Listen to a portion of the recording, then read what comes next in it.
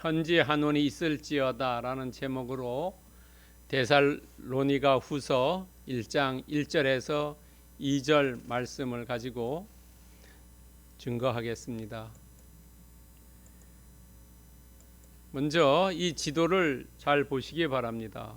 여러분, 지도를 보시면서 이 지도를 이미지해야지 오늘 본문을 정확하게 알 수가 있습니다.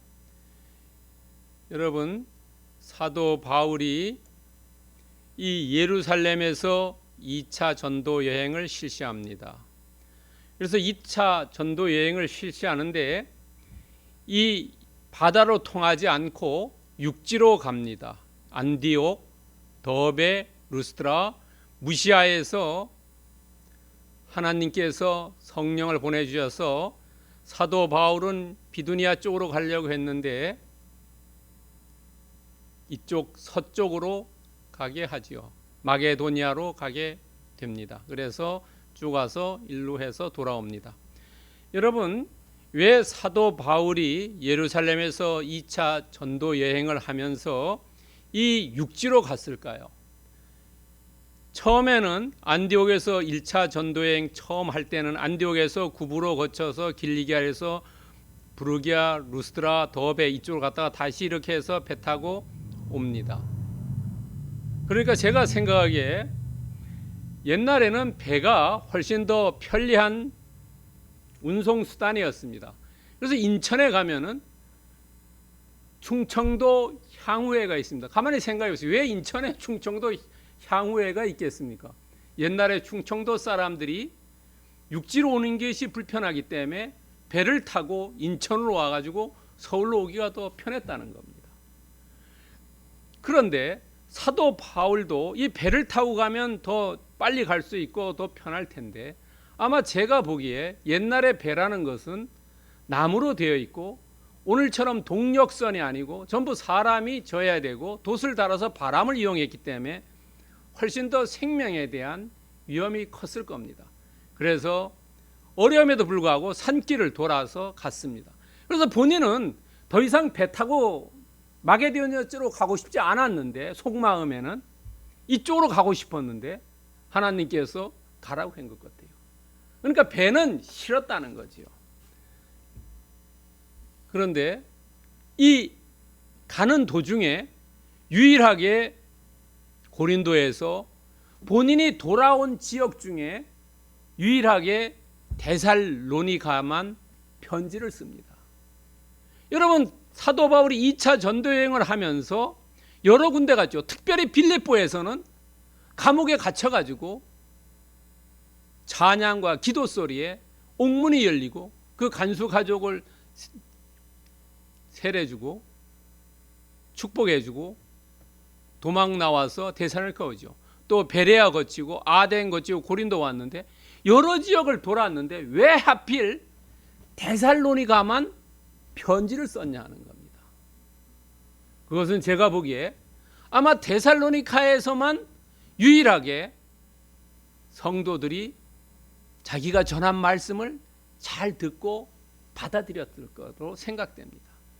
왜냐하면 빌립보에는 자주장사 루디아를 만났지요. 그 집에 머물렀지요. 그렇지만 이 일반 성도들이 가장 말씀을 잘 받고 그 말씀에 따라서 살려고 했던 사람들이 데살로니가 아니었냐는 거죠. 그래서 이 쫓겨와서 고린도에서 가만히 생각해 보니까 본인의 아픈 손가락이 바로 데살로니가였다죠. 그래서 전서를 쓰고 그 다음에 후서를 씁니다. 전서를 썼을 때는 이 전서를 누군가가 가지고 갖다가 줘야 되지요. 그 당시에 누가 갖다 줬냐면 바로 디모데가 이 고린도에서 사도 바울이 쓴 데살로니가 전서를 가지고 데살로니가를 갑니다. 이 데살로니가에서 고린도까지는 대개 왕복 한 8주 정도요. 빨리면 한 6주, 늦으면 한 8주 정도 걸렸다고 합니다. 여러분, 옛날에 부산에서 서울에 과거 시험 보러 가는 길이 있지요. 그거를 영남대로라고 합니다. 영남대로를 걸어갈 때 거의 한 달 걸립니다. 부산에서 서울까지요. 400km죠. 요즘. 그러니까 한 달은 보통 4주지요. 그런데 이 고린도하고 데살로니카도 거의 같은 정도의 거리입니다. 그래서 이 전서는 디모데가 가지고 가서 알려주고 돌아왔어요. 그 다음에 후서는 누가 전해줬는지 모릅니다. 전서와 후서의 이 사이는 약 8개월이라는 시간의 차가 있습니다. 그러니까 전서 쓰고 갔다 오고 그 다음에 또 한참 지났는데 또 이상한 얘기가 들리니까 다시 쓰는 겁니다. 그래서 이 고린도에서 쓰고 사도 바울은 갱그리아에서 머리를 깎고 에베소로에서 다시 예루살렘으로 돌아옴으로써 2차 전도가 마쳐집니다. 이 고린도에서 데살로니가 전서 후서를 썼는데 실제로 어떤 신학자는 제일 먼저 사도 바울이 편지 쓴 게 데살로니가 전서라 그럽니다. 그리고 두 번째가 데살로니가 후서라 그래요. 근데 어떤 사람은 갈라디아서 1차 전도 여행한 지역 이 갈라디아에서 이 지역에 제일 먼저 편지를 썼다 그래요. 그럼 갈라디아서가 제일 먼저 썼으면은 이 데살로니가 후서가 세 번째가 되고 갈라디아서가 나중에 썼다고 하면 데살로니가 후서가 두 번째가 됩니다. 그러니까 AD 약 한 50년경에 쓴 겁니다. 뭐 약간의 연도가 차이가 있습니다. 그래서 대충 AD 50년경에 이 후서가 쓰여졌다고 생각하면 뭐 그렇게 틀리지는 않을 것 같습니다. 여러분 이 지도를 잘 기억하시기 바랍니다.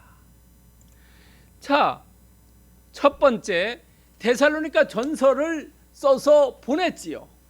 보냈는데 또다시 써야 된다는 것은 이 사람들과의 뭔가의 관계가 원만하지 않고 내가 한 의도가 잘 전해지지 않았다는 거죠.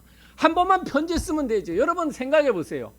자녀들에게 전화할 때 한 번 딱 얘기해서 자녀가 알아들으면 되는데 얘가 알아들었는지 안 알아들었는지 긴가민가하면 어떻습니까? 다시 전화해야 되죠. 그 얘기입니다. 뭔가 하면 사도 바울과 데살로니가 성도 사이에 소통이 잘 되면은 후서를 쓰지 않아도 되는데 이 소통이 잘 안 됐다는 거예요. 사도 바울이 의도했던 거와 이 데살로니가 주민들이 기독교인들이 생각했던 게 달랐다는 겁니다. 그래서 1절과 2절에 보면은 이 사도 바울이 후서를 쓸 때 그 목회자의 마음이 어떤 마음이었냐면 아픈 손가락 마음이죠. 후서에는 내가 전서에 못한 내용 그걸 추가했고 그리고 너희들이 내가 전번에 쓴 편지를 잘못 이해했다. 오해하고 있다. 곡해하고 있다. 원래 내가 쓴 의미는 그렇지 않다. 그리고 또 하나 경고합니다. 경고요. 너희들이 제대로 하지 않으면 안 된다. 특히 종말이 왔다고 일하지 않으면 먹지도 말라. 라는 경고의 말씀을 하십니다. 원만하게 잘 전서를 통해서 서로 교감 아니면 소통하지 못했다는 겁니다. 그런데 데살로니가 전서 후서에 사도라는 이야기를 하지 않습니다. 많은 서신서에 보면은 사도 바울이 사도된 사도 바울이라고 해요. 자기가 사도라고 이야기합니다. 왜냐하면 사람들이 야 너 어떻게 사도냐? 너가 대신 예수님을 만난 적이 있느냐? 이렇게 얘기하는 거예요. 사도권에 대해서 도전했어요. 그럴 때마다. 그런데 이 데살로니가 사람들은 사도권에 대해서 아무 말도 하지 않았다는 겁니다. 그러니까 사도 바울이 데살로니가 사람들을 더욱 사랑했던 거죠. 목회자의 마음으로 지금 안쓰러운 마음이 있었던 거죠. 이 사람들이 순수한 신앙을 가지고 있는데 제대로 갔으면 하는, 사도권을 언급하지 않습니다. 그리고 하나님 아버지라고 이야기합니다. 하나님 아버지라고 이야기한다는 것은 어떤 신학적인 의미가 있냐면, 나는 유일한 하나님 아버지만을 믿습니다. 유일신에 얘기합니다. 다신이 아니라 유일신, 오직 하나님만이 우리의 구원을 주시고 하나님을 통해서만 우리가 구원을 받을 수 있다는 것. 이것은 예수님께서 마태복음 6장 9절에 보면은 제일 먼저 사용하십니다. 여러분, 주기도문입니다. 마태복음 6장 9절에는 거기에서 처음에 예수님께서 하나님 아버지를 말씀하신다는 겁니다. 오직 유일신이다. 또 하나는 주 예수 그리스도라는 겁니다. 그리스도라는 말은 유대교와 구분시킨다는 겁니다. 여러분 생각해 보세요. 여기야 깊은 뜻이 있죠. 우리는 유일신을 믿고 유대인과 다른 예수님을 주님으로 모신다는 겁니다. 이게 소통이 잘 돼야 된다는 겁니다. 여러분. 그리고 오늘 1절에 보면은 하나님 우리 아버지라고 합니다. 여기서 사도 바울, 실로아노, 디모데가 이 후서를 세 사람이 같이 썼다고 봅니다. 그리고 사도께서 특별히 강조할 때는 2장 5절과 3장 17절에 보면은 내가라는 말을 씁니다. 1인칭을 써요. 이때는 사도 바울이 제외한 실로아노나 디모데는 얘기할 수 없지요. 여러분 회의할 때도 그렇지요. 뭐냐면 그 책임자가 얘기할 게 있다는 거죠. 같이 동의하는 내용이 있고 책임자가 이야기할 때는 내가라고 두 군데 분명하게 얘기했다는 겁니다. 바로 이것 때문에 사도 바울이 데살로니가 후서를 지었다, 저술했다라고 이야기합니다. 여러분 실로아노는 사도행전에서는 신라라고 이야기합니다. 신라는 헬라어의 이름이고 실로아노는 라틴어의 이름입니다. 그래서 우리가 1절과 2절에서 알아야 될 것은 왜 이 데살로니가 후서를 썼느냐 하는 겁니다. 자녀들에게 왜 2번, 3번 전화를 할 필요가 없게 되어야 된다는 거죠. 그것은 이 실로아노나 디모데나 사도 바울이 편지 쓸 때에 데살로니가 주민들의 입장에서 보면은 잘 어려워서 이해가 안 된 것도 있지요. 실은요. 왜냐하면 사도 바울이 실은 더 오랜 기간 데살로니가에 있었지만은 성경에 보면은 3주간 있었다고 얘기하지요. 3주간요. 그러니까 제대로 신학적인 것을 알려줄 수가 있는 시간이 절대적으로 부족했다고 볼 수 있습니다. 그런데 하여튼 어쨌든 편지를 보냈으니까, 전서를 보냈을 때에 이 전서를 읽고 잘 이해했어야 된다는 거죠. 글을 읽고 이해하는 것을 문해력이라 하죠. 문해력. 독해라고도 얘기하지만 문해력이라고 요즘 말합니다. 글을 문자 써서 이 글자를 어떻게 이해할 것이냐. 성경은 특별히 행간과 행간을 잘 이해해야 되죠. 그지 않으면은 잘못된 길로 갈 수가 있습니다. 여러분, 특별히 이단이라고 하는 사람들이 행간을 잘못 이해해가지고 일어나는 겁니다. 그래서 신학을 어디서 공부했냐? 많이 공부했으면 그 사람들 이단으로 안 가는데, 기도해서 하나님으로부터 직통 계시받았다, 이런 사람들이 대부분 이단으로 갑니다. 문해력을 키워야 된다는 거지. 우리도요. 데살로니가 사람들처럼 편지가 와서 그것을 정확하게 이해해야 되는데 잘못 이해했다는 거죠. 그것 중에 하나 샘플이 뭐냐면, 재림이 언제 올지 모른다, 그런데 그렇게 얘기했어요. 그런데 이 데살로니가 사람들은 금방 온다라고 이해했어요. 그러니까 요즘 쓰는 말로 하면 사도 바울은 재림이 서프라이즈, 어느 날 갑자기 온다, 이렇게 했는데 데살로니가 주민들은 서프라이즈가 아니라 인스턴트, 즉시 온다 했어요. 우리가 음식 먹을 때 인스턴트 식품 있죠? 그럼 즉시 바로 먹을 수 있는 거 아닙니까? 즉 금방 온다, 이렇게 이해했어요. 갑자기 온다를 금방 온다라고 이해했습니다. 여기서 차이가 있었다는 겁니다. 그래서 그 사람들은 약간 아마 문해력이 부족해요. 우리도 성경에 대해서 문해력을 키워야 된다는 거죠. 그리고 하나님께서 우리 각자에 주시는 말씀을 주실 때 청해력, 정말로 잘 듣고 이해할 수 있어야 된다는 거예요. 나이가 들수록 어떻게 됩니까? 무슨 말을 하는지 청해력이 없어지죠. 2번, 3번 묻게 되는 거죠. 문해력도 그렇고요. 그래서 이 문해력과 청해력을 키워야 된다는 거죠. 그러면 성경에서 문해력과 청해력을 키워야 되는데 어떻게 해야 되냐는 겁니다. 여러분, 누가복음 24장 44절에서 말씀해 주고 있어요.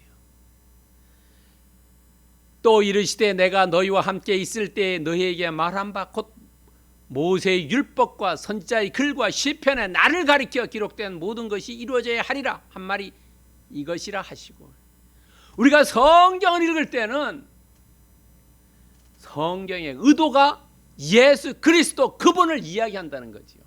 그래서 그분의 입장에서 이해해야 된다는 거죠. 내 생각으로 문해력하는 게 아니라 성경에서 예수님을 어떻게 가르치고 있느냐 하는 걸, 그것을 보고 이해를 해야 된다는 겁니다. 그것이 바로 문해력입니다. 성경을 나에게 적용하는 게 아니라 예수님이 어떻게 성경에서 말씀하고 있느냐 하는 겁니다.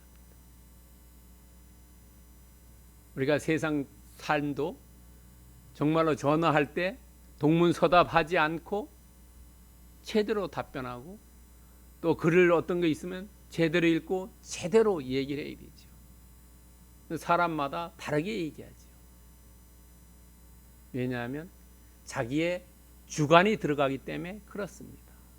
객관성을 가지고 봐야 되는데 자기 주관을 가지고 보기 때문에 그렇게 됩니다.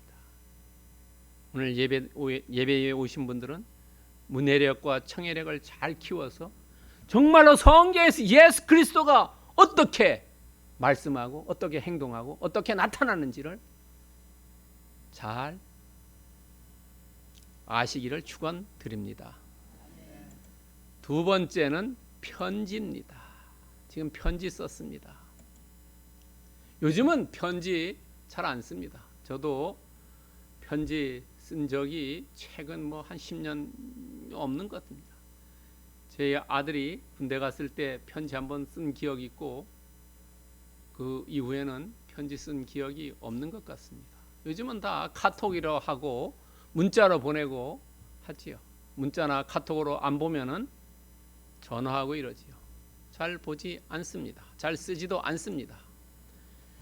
이 당시에 사도 바울이 생존해 있는 1세기 AD 한 50년경에 이 편지에 그 양식이 있습니다.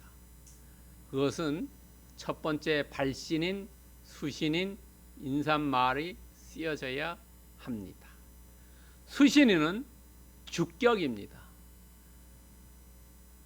사도 바울, 실루아노, 디모데 이 세 사람이 발신인입니다. 수신인은 데살로니카인 교회입니다. 그리고 인사말은 2절 마지막에 나오는 은혜와 평강이 있을지어다입니다. 이 세 가지가 있어야지 그게 제대로 된 편지의 형태입니다. 그것이 없으면은 편지에 대한 형태가 이루어지지 않았다고 볼 수 있습니다. 그러나 오늘 이 데살로니가 후서는 편지의 양식을 잘 갖추고 있는 것을 알 수가 있습니다. 그러면은 사도 바울이 쓴 데살로니가에 두 개의 편지가 있는데 전서와 후서의 편지의 양식을 비교해 보면은 차이점이 있습니다. 뭐냐 하면 1절에는 우리라는 말이 들어가 있습니다. 전서에는 딱 한 절만 되어 있습니다. 그러나 후서에는 하나님 아버지와 주 예수 그리스도라는 말이 두 번 있습니다. 1절에도 나오고 2절에도 나옵니다. 이것이 차이가 있습니다. 자, 우리라는 말은 사도 바울, 실루아노, 디모데 이 세 사람이 같이 썼다고 우리가 볼 수가 있습니다. 우리라는 말이요.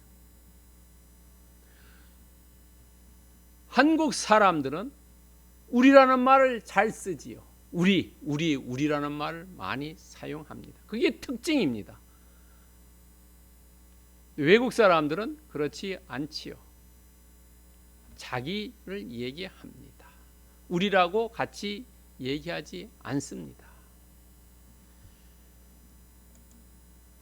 자, 그러고 데살로니카인의 교회에 보낸다고 합니다. 교회라는 것은 헬라어로 에클레시아입니다. 여러분, 에클레시아는 몇 번 아마 제가 설교에서도 말씀드렸고 많은 목사님들이 에클레시아라는 말을 많이 합니다. 에클레시아는 어떤 말이냐면 믿는 자들의 모임입니다. 믿는 자들이 모이는 겁니다. 누구를? 예수 그리스도를, 하나님을 믿는 사람들의 모임을 에클레시아라고 합니다. 유대인들의 모임은 뭐라고 하면 회당이라고 합니다. 신약에서 회당 나오죠. 그것은 헬라어로 시나고게입니다. 영어로는 시나고그라고 얘기하지요. 여러분, 그런데 이 신약은 헬라어로 에클레시아가 써 있고 시나고게로 써 있는데 구약에서는 그럼 어떻게 나와 있느냐? 구약에서는 카할이라는 단어를 써가지고 이 신약과 기독교인 하나님과 관계 있는 모임은 에클레시아로 번역했고 유대인 모임으로 볼 수 있는 것은 시나고게로 번역했습니다. 여러분, 처음에 에클레시아가 어디에 나오냐면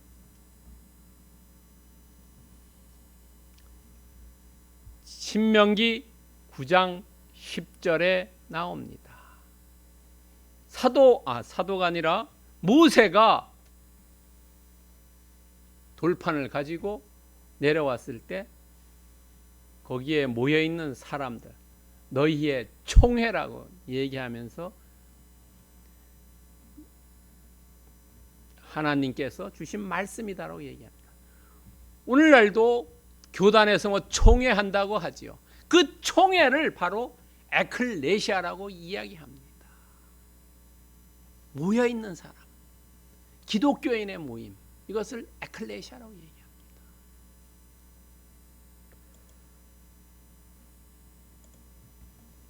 그리고 또 중요한 단어가 하나 있는데요. 그리스도 안에 있는 아내라는 것은 신분을 얘기합니다. 장소를 얘기하지 않아요. 연합을 얘기합니다. 내 신분이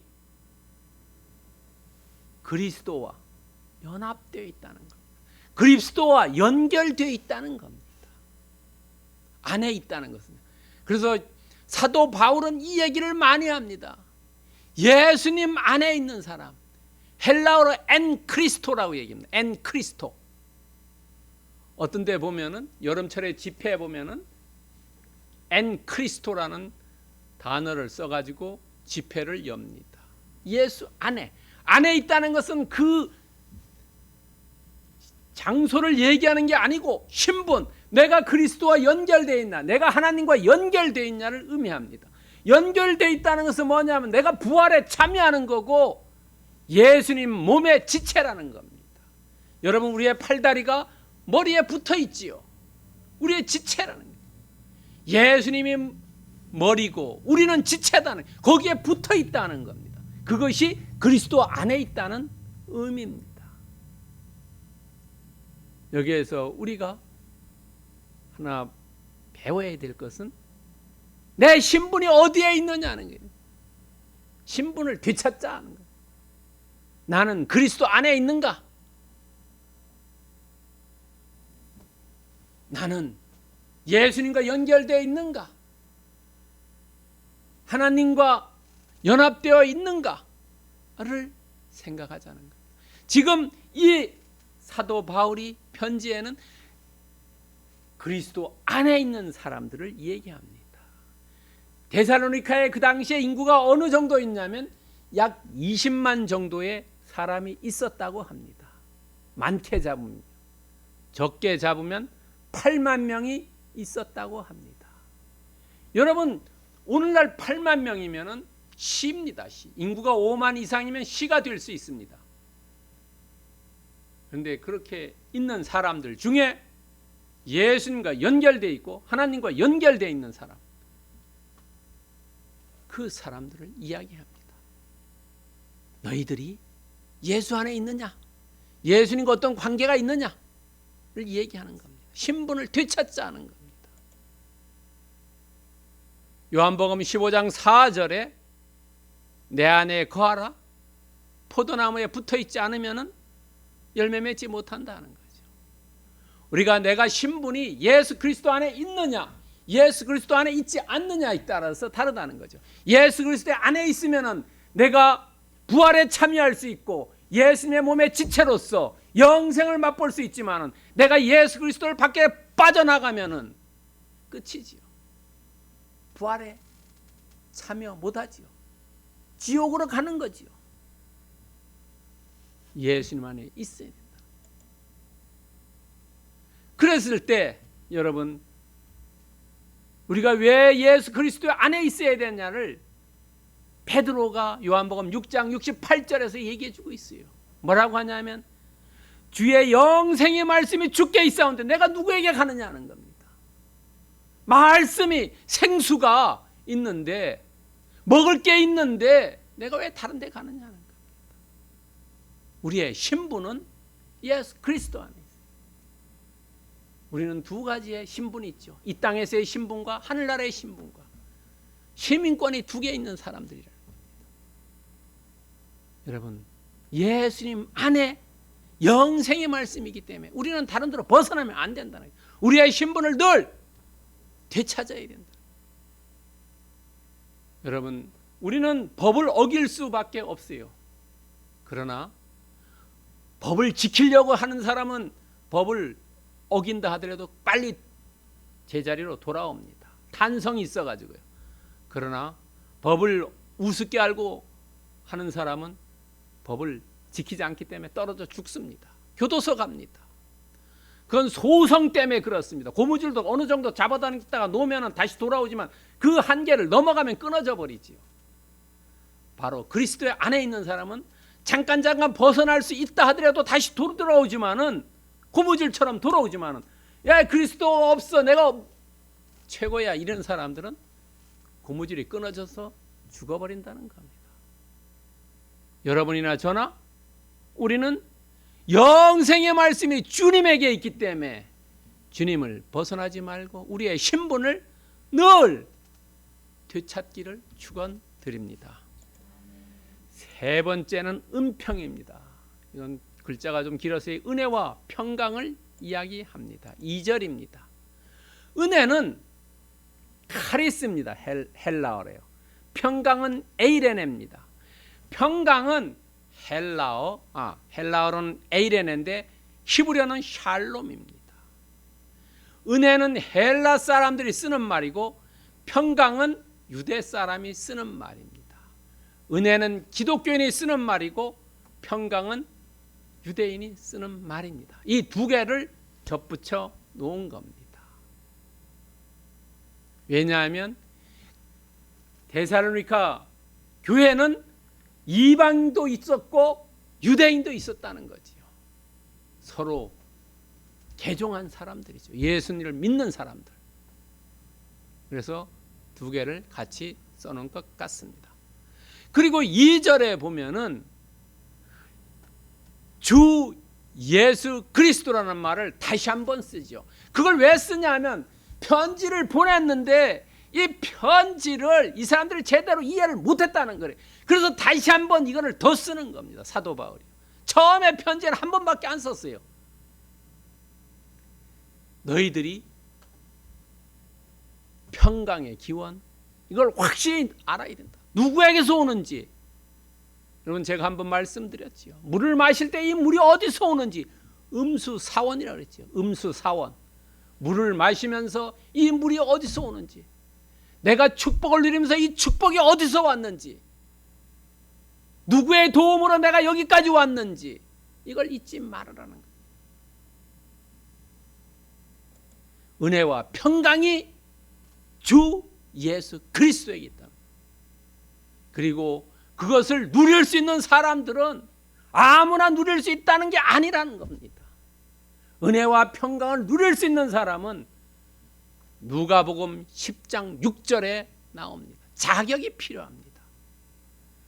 누가복음 10장 6절에 보면은 만일 평안을 받을 사람이 거기 있으면 너희의 평안이 그에게 이를 머물 것이다 하는 거예요.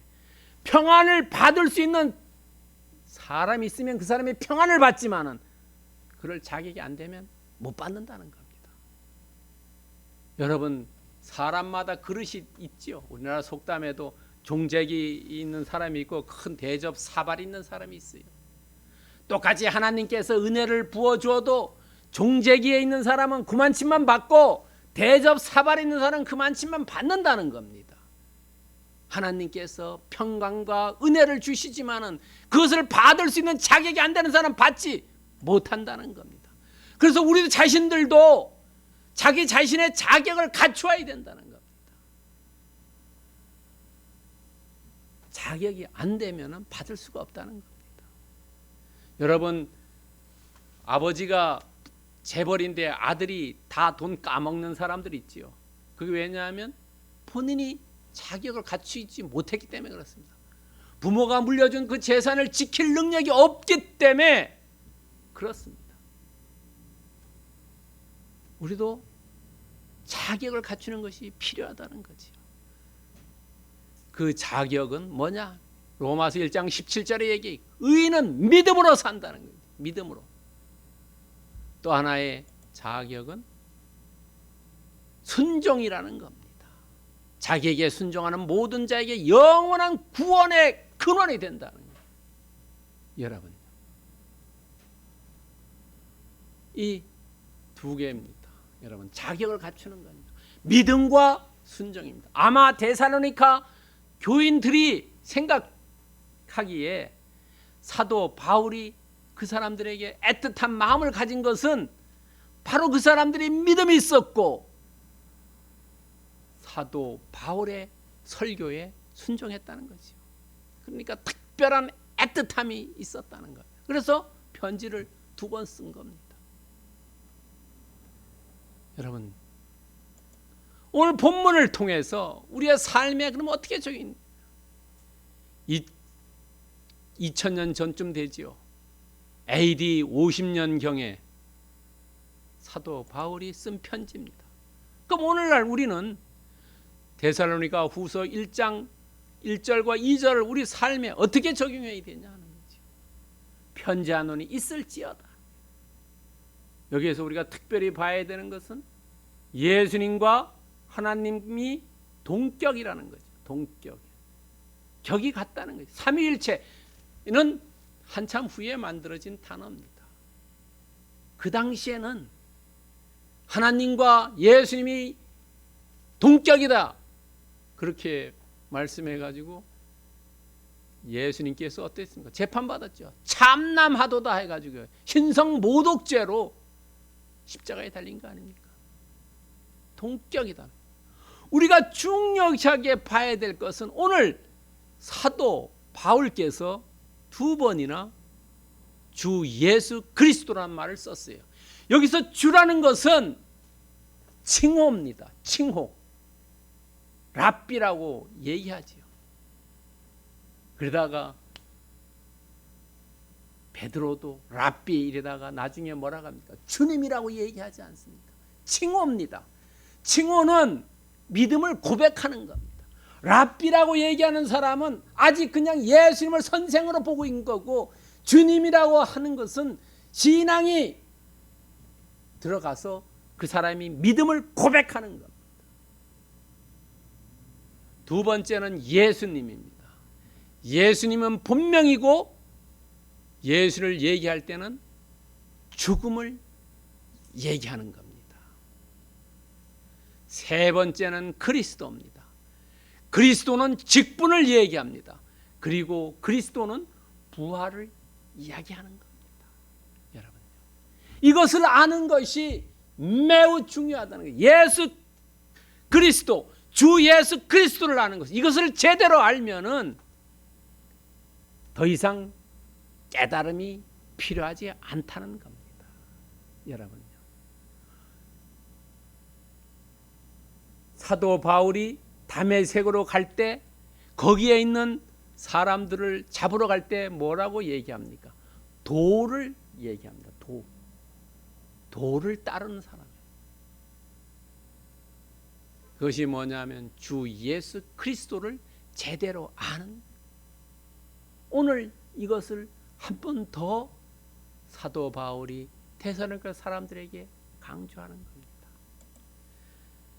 여러분, 주 예수 그리스도는 마태복음 18장 20절에 보면 내 이름으로 모인 곳에 내가 있다고 그랬어요. 여러분요, 주님의 이름으로 모인 곳에 예수님이 있다는 거죠. 그냥 침묵계면 안 모인다는 겁니다. 침묵계는 예수님이 함께하지 않는다는 겁니다. 향후에도 함께하지 않는다는 거예요. 군대 전후에 이런 데도 함께하지 않는다는 거예요. 오직 예수님의 이름으로 모일 때만 함께한다는 겁니다. 이걸 알아야 된다는 거죠. 또 하나는 그를 믿는 자마다 영생을 얻는다는 거죠. 예수님을 믿는 곳에 영생이 있다는 겁니다. 세 번째는 주의 이름을 부르는 자는 구원을 받는다는 겁니다. 이것이 주 예수 그리스도를 우리가 2000년 그리고 26년에 사는 사람들이 깨달아야 하는 겁니다. 우리는 데살로니가 후서에 나오는 사람들처럼 환경이 같지 않습니다. 그러나 우리가 오늘 알아야 되는 것은 예수 그리스도, 주 예수 그리스도를 명확히 알고 그 말씀대로, 그 뜻대로 예수님의 이름 모이는 곳에 함께하는 거고, 믿는 자에게 영생을 주고 이름을 부를 때 구원을 받는다는 이 놀라운 진리를 깨우치고 그 진리대로 삶을 사는 게 바람직하다는 거죠. 그런 깨달음이 여러분에게 임하고 그런 삶을 사시기를 그리스도의 이름으로 간절히 축원드립니다.